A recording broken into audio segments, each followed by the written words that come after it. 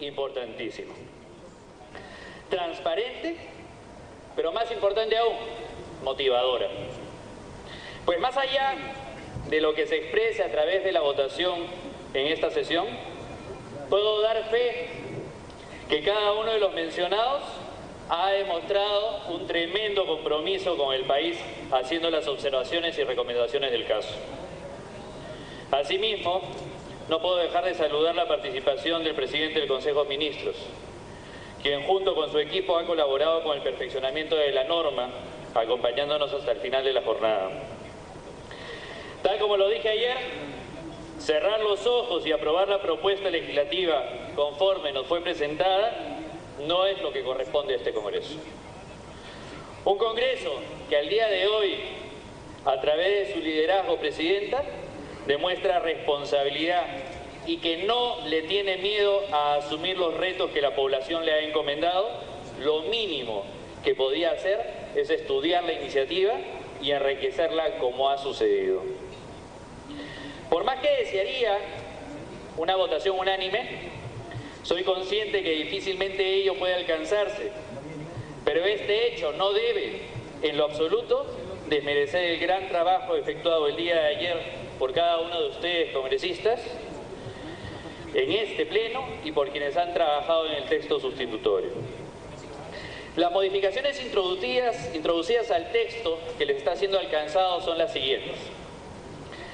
Se ha precisado que el plan de reconstrucción no solo comprende obras de infraestructura de uso público, sino también las que contribuyan a la reactivación económica de los sectores productivos en apoyo a las pequeñas y medianas empresas familiares, y que las intervenciones no solo buscarán un impacto económico, sino también social y ambiental. Se suprime el segundo párrafo del artículo 1, que permitía extender los alcances de la aplicación de la ley a otras zonas que no habían sido directamente afectadas por los desastres naturales. Se ha incorporado la obligación que tanto la elaboración, modificación e implementación del plan de reconstrucción sean coordinadas previamente con los gobiernos regionales y locales, corrigiendo la visión centralista que proponía que la autoridad decidiera unilateralmente sobre estos aspectos. Para mayor transparencia, se propone que el plan se publique en 90 días, porque no existía ni plazo perentorio de aprobación ni de publicación. Se ha establecido que tanto el presidente del Consejo de Ministros como el director ejecutivo de la autoridad vengan a informar al Congreso de la República sobre los avances y el cumplimiento del plan.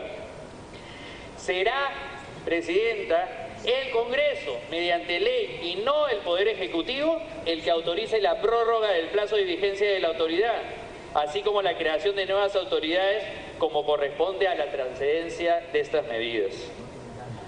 Entre las medidas para prevenir la corrupción y fomentar la transparencia, se ha propuesto lo siguiente: que todo contrato que suscriba para la ejecución del plan incluya obligatoriamente cláusulas anticorrupción y resolución por incumplimiento.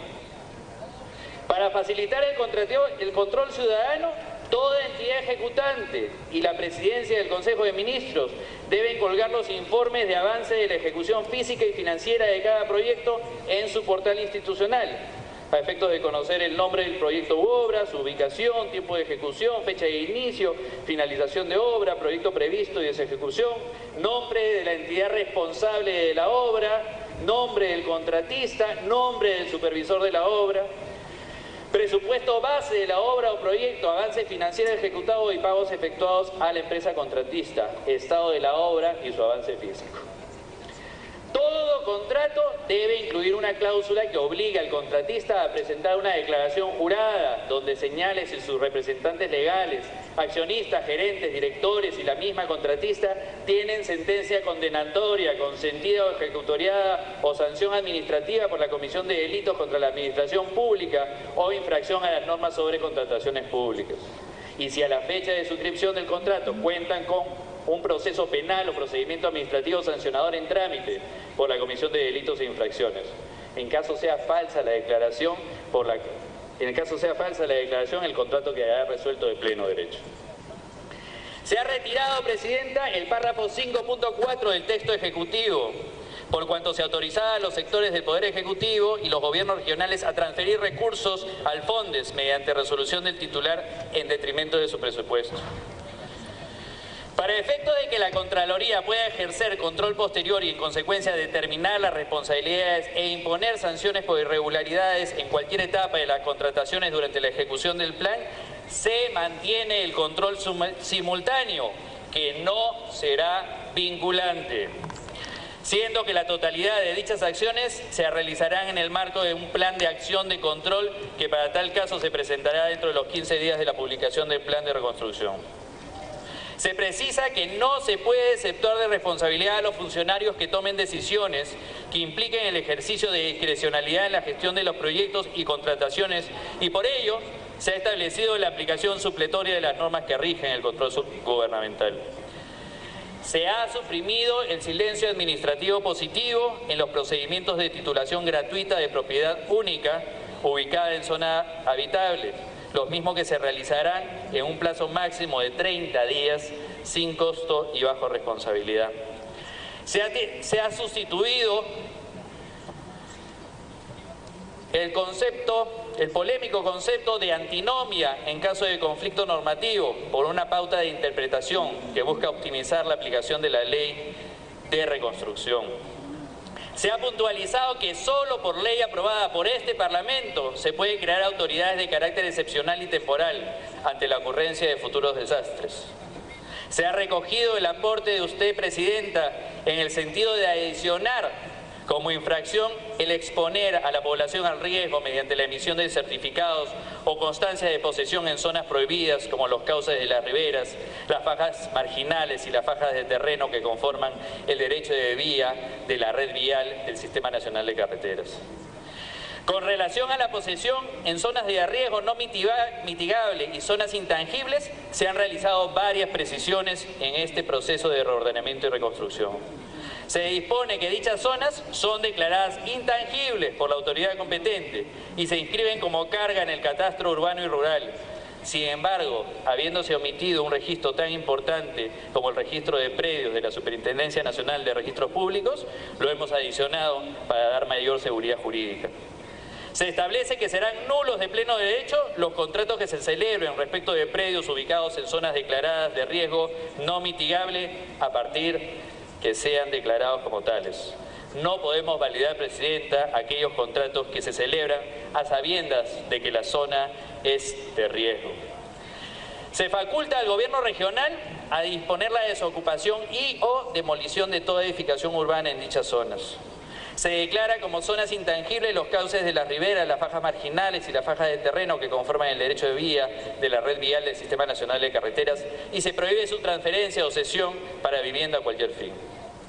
Se ha añadido, como otros aspectos, que deberá de emplear el Ministerio de Vivienda, Construcción y Saneamiento en el enfoque de desarrollo urbano sostenible y saludable para la rehabilitación y reconstrucción, el tratamiento de los espacios de áreas verdes y la prevención y reducción de riesgo de desastres, entre otras condiciones favorables para el desarrollo económico y sostenible.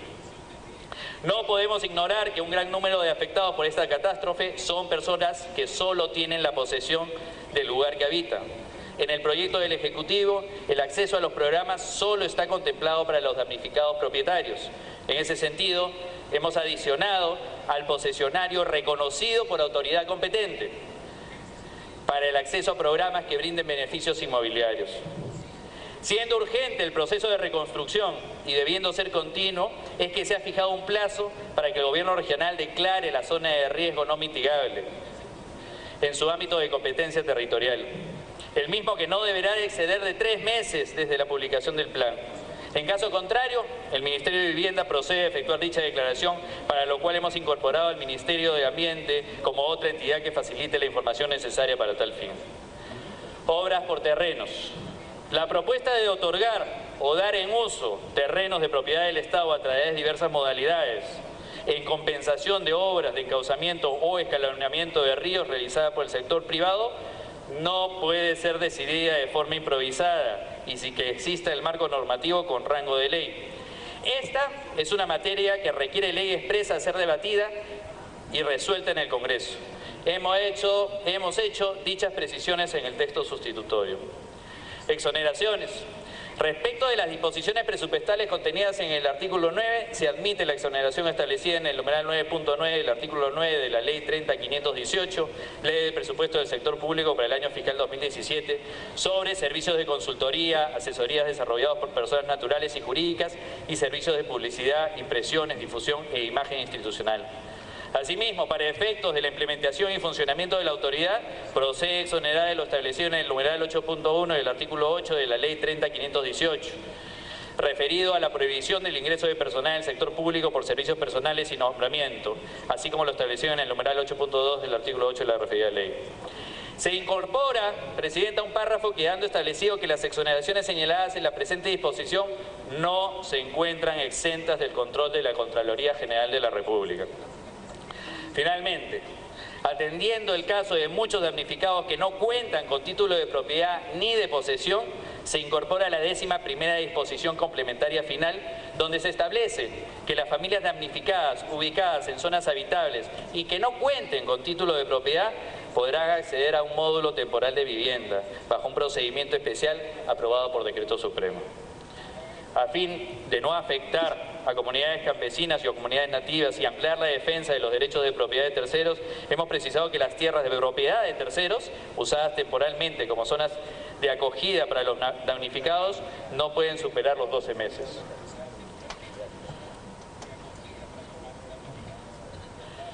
Hemos procedido a eliminar la inexigibilidad del otorgamiento de garantías en el caso de ejecución de obras consideradas en la primera disposición complementaria modificatoria, y además se ha precisado que el reconocimiento de los costos financieros para lograr la finalidad del proyecto de inversión pública de hasta el 2% del valor total del proyecto debe ser previamente sustentado.